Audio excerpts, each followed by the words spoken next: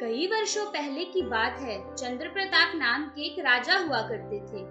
उन्हें शिकार खेलने का बहुत शौक था।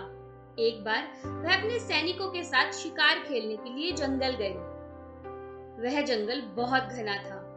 शिकार की तलाश में वह जंगल के काफी अंदर तक चले गए थे।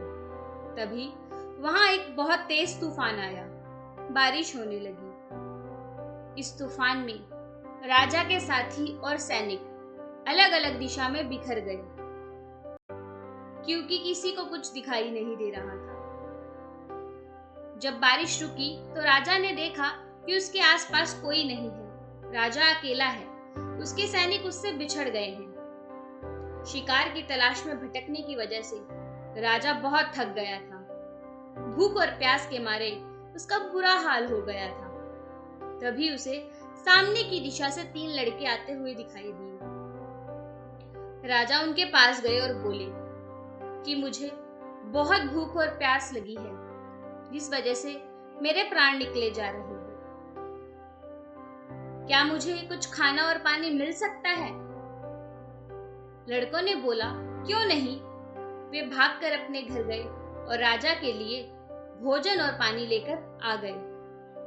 खाना खाने के बाद राजा बहुत खुश हुआ और उसने उन लड़कों को बताया कि वह किशनपुर का राजा है और तीनों ने जो उसकी मदद की है उससे वह बहुत खुश हुआ है।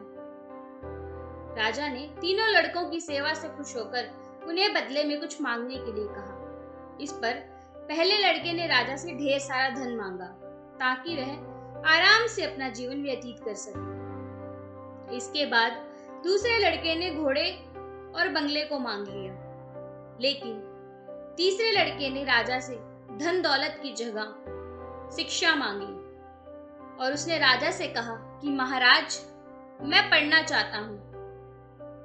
राजा राजी हो गया। उसने पहले लड़के को वादे अनुसार बहुत सारा धन दिया। दूसरे लड़के को बंगला और घोड़ा दे दिया और तीसरे लड़के के लिए एक अध्यापक की व्यवस्था कर दी। बहुत दिन बीते। अब बच्चे समझदार हो गए थे। अचानक राजा को फिर से वह जंगल की घटना स्मरण हो आई। उसने उन तीनों लड़कों से मिलना चाहा। राजा ने तीनों को खाने पे आमंत्रित किया। तीनों लड़के एक साथ आए। खाना खाने के बाद राजा ने तीनों से उनका हाल पूछा।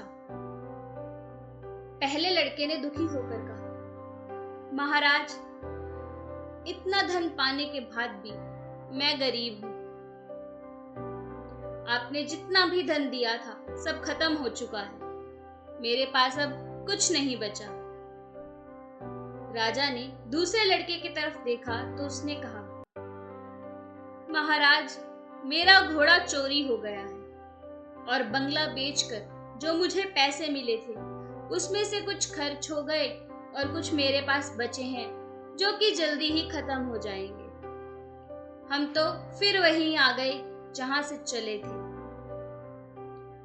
अब राजा ने तीसरे लड़के की ओर देखा। तीसरा लड़का बोला, राजा जी, मैंने आपसे ज्ञान मांगा था जो रोजाना बढ़ रहा है। इसका नतीजा है कि मैं आज आपके दरबार में मंत्री हूं।